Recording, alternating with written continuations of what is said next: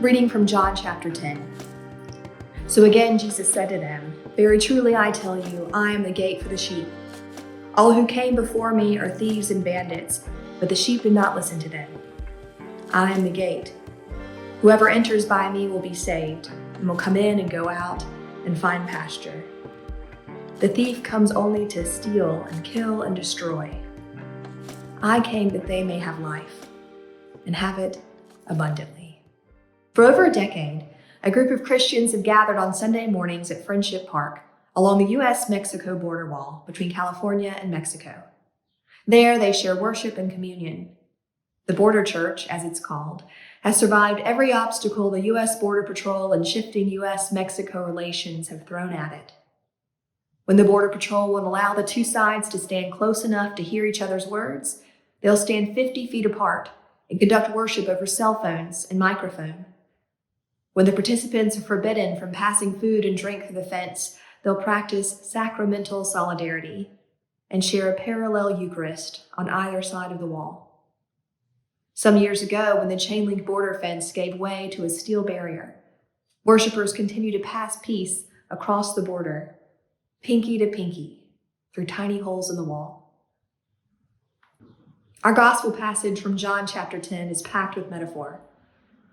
The gospel gives us sheep, a sheepfold, a gatekeeper, a gate, even thieves and bandits.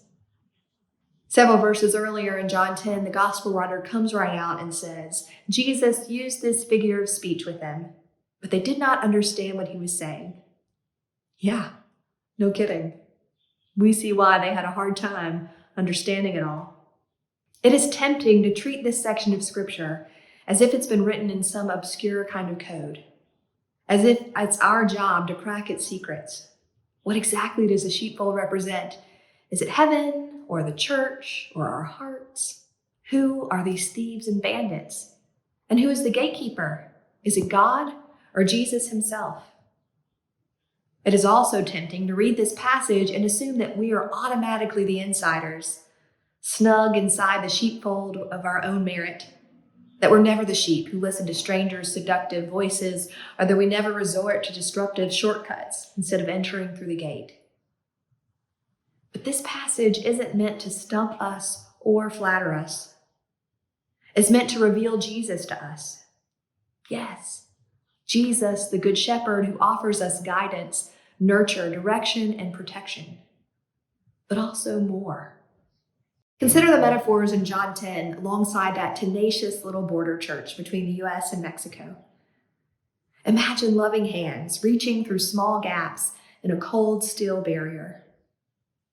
Picture the insistent sharing of song, prayer, bread, and wine across a bleak, intractable border. I am the gate, Jesus says. Not I am the wall, the barrier, the enclosure, the dividing line. I am the gate, the door, the opening, the passageway, the place where freedom begins. Most of us don't automatically associate gates with freedom. We think of bars and locks and enclosures. We imagine baby gates and puppy gates, prison gates and gated communities. But what if Jesus is a different kind of gate? A gate that opens out instead of closing in. I am the gate, he says. Whoever enters by me will be saved and will come in and go out and find pasture. This chapter in John's gospel has been interpreted in ways that can harm people. Some take it to be all about who is in and who is out of God's flock. Many people read it as biblical proof that Jesus won't love or save people who don't look, act, think, believe, pray, love, or worship like they do. But this passage at its heart is not about scarcity. It's not about the stinginess of God, and it's not about the self-protective walls we build and hide behind. Remember, Jesus is the gate. We are not. Gatekeeping is not our job. It's about life. Life that pushes across boundaries. Life that flourishes in precarious places. Life that never denies the real threat of thieves or bandits, and yet holds the possibility of pasture, nourishment, protection, and rest. Life that perseveres and maybe even thrives in the valley of the shadow of death. Life that reaches through any opening it can find, however small, however fragile, and insists on generous self-giving. This is my body, given for you. Take, eat. Some historians argue that shepherds in Jesus' day often placed themselves across the openings of their sheepfold during times of danger, literally offering up their bodies to their flocks. Jesus as shepherd, Jesus as gate, Jesus as sacrificial lamb slain for us. Maybe the questions we need to ask about this passage aren't code-breaking questions at all. Maybe they're meant to be more personal ones. What is it in me that resists the open gate? Where in my life am I walled off, closed to change, averse to movement, risk, freedom, and joy? What flock do I belong to? And whose voice do I follow? What calls to me, making me seductive promises that I shouldn't trust? And do I know the shepherd well enough to recognize his call? And am I brave enough to leave the sheepfold in order to find pasture?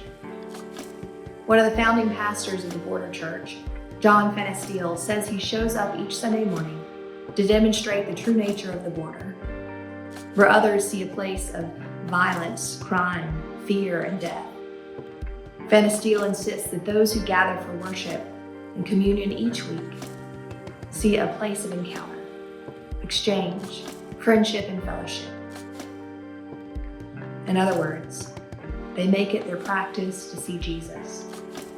Jesus the gate, unlocked, wide open, inviting, and free. May we have the eyes to see him too.